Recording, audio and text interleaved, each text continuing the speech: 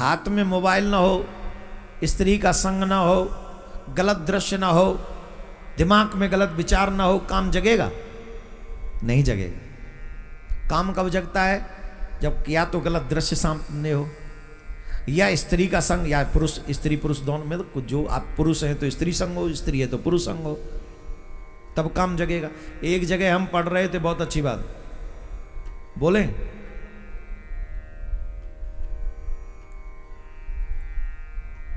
स्त्री को 3 जगह पर अकेली नहीं छोड़ना चाहिए।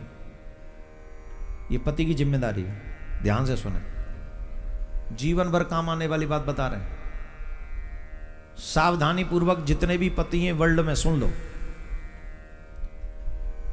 अगर पत्नी का सम्मान पाना चाहते हो, पत्नी का स्नेह पाना चाहते हो, और पत्नी की इज्जत बनी रहे, इसके लिए 3 चीज जगह पर कभी भी स्त्री को अकेले नहीं छोड़ना चाहिए।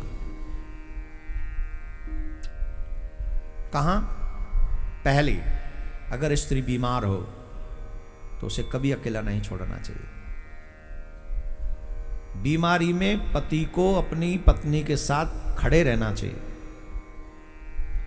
और जिस तरीके से देवी अपने पति की सेवा करती है, ठीक उसी तरीके से बीमारी में पति को अपनी पत्नी की सेवा करनी चाहिए। बीमारी में पत्नी को कभी अकेला मत छोड़ना।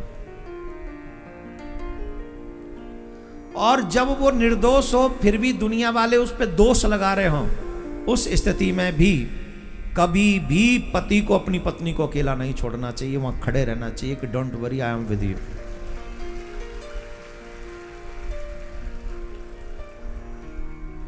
उस समय भी उसके साथ खड़े रहना चाहिए। 2, तीसरी महत्वपूर्ण है, किसी भी कठिन परिस्थिति में पराये पुरुष के साथ स्त्री को अकेले नहीं छोड़ना चाहिए। चाहे वो रिलेटिव्स ही क्यों ना हो, ध्यान देने योग्य बात है। चाहे वो मामा का हो, चाहे वो फूफा का हो, चाहे वो जीजा का हो, चाहे वो साले का हो,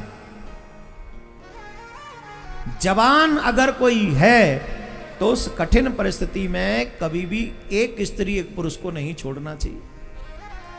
पति को चाहिए कि खुद वहां पर खड़ा रहे, और कोई भी कार्य करना हो अपनी पत्नी के साथ खड़े होकर स्वयं काम करे, बाहर का काम हो तो उससे करवाए, लेकिन गैर पुरुष के साथ कभी भी पत्नी को अकेले नहीं छोड़ना चाहिए। जो 3 स्थितियों में अपनी पत्नी को अकेला नहीं छोड़ता है, वो गृहस्थ अपने आप को और अपनी पत्नी के सम्मान को बचा पाता है।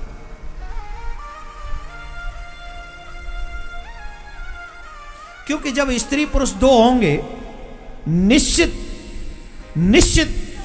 कहीं ना कहीं काम अपना प्रभाव दिखा, दोष नहीं होता उस समय। भावनाएं इतनी तीव्र भर देता है कि व्यक्ति कब सीमा क्रॉस करता है मालूम नहीं होते। शास्त्रों में तो यहां तक कहा है महाराज, आजकल लोग मानते नहीं है, इसीलिए घर टूट रहे हैं, इसीलिए घर टूट भी रहे हैं। शास्त्रों में यहां तक लिखा है, जवान बेटी जब हो जाए तो बाप को कभी अकेले रात्रि में घर में नहीं रहना चाहिए जवान बेटी के साथ। बोलो कितनी बड़ी बात लिख दी है। अब आप कह रहे होंगे महाराज यूं ही भड़का रहे हो, मेरे पास सबूत है। बिना सबूत के बात नहीं करता हूं मैं। मेरे पास ऐसी बेटियों का दर्द है जो आके मुझे बताया है कि आप तो कहते हो हमेशा माँ बाप की सेवा करो, उनकी बात मानो, ऐसे दुष्ट बाप का क्या करें? क्या करेंगे आप? मैं तो कहता हूं समाज की जिम्मेदारी है, ऐसे बाप को चौराहे पे खड़े करके फांसी लगा जा देनी चाहिए उसी वक्त। बेटी की जिम्मेदारी नहीं, समाज की जिम्मेदारी है। लेकिन मैं शास्त्रों की बात कर रहा हूं, ये सब बातें मैं नहीं कर रहा हूं अभी फिलहाल, प्लीज इसको सुने। शास्त्रों में जवान बेटी के साथ कभी अकेले न रहे, न जाने कब काम कुबुद्धि पैदा कर दे। जवान बहन के साथ भाई को भी कभी नहीं रहना चाहिए अकेले में। पारिवारिक बात नहीं, संसार में रहो, इट्स ओके, कोई बात नहीं, वो तो रहना ही है, रहना ही पड़ेगा। लेकिन कभी मजबूरी में ऐसे हों तो फिर भी आपको एक साथ नहीं रहना चाहिए, भोजन इत्यादि करके, जो भी आप अपनी समस्या समझ ले इसको। ये मर्यादा शास्त्रों में बताई। भगवान ने निमंत्रण किसका कब दिया? बोले रात्रि में आना, क्यों? रात्रि में काम प्रबल होता है। बोले रात्रि में आना और स्त्रियां मेरे साथ होंगी तब आना, ध्यान से सुनो, कोई और पुरुष नहीं होगा मेरे साथ, मैं अकेला पुरुष होऊंगा, कोई नहीं होगा। बस तुम उस समय शक्ति प्रयोग करना अपनी, जितनी भी तुम पर पावर है, जितनी तुम्हारी शक्ति है। अगर तुमने उस मैदान के युद्ध में मेरे मन में काम जगा दिया तो तुम्हारी विजय, और न जगा सके तो मेरी विजय। अब बताइए भगवान ने कितना बड़ा चैलेंज दिया है, तुम दे सकोगे? बोलो, दे पाओगे? इसलिए भगवान ने रास किया। बोले कामदेव, हम तुझे दिखाते हैं कि बेटा इस संसार में सबका बाप है। भगवान ने निमंत्रण दिया मैदान में आना, और भगवान ने कहा शरद पूर्णिमा के दिन आना, मैं शरद पूर्णिमा के दिन महाराज करूंगा।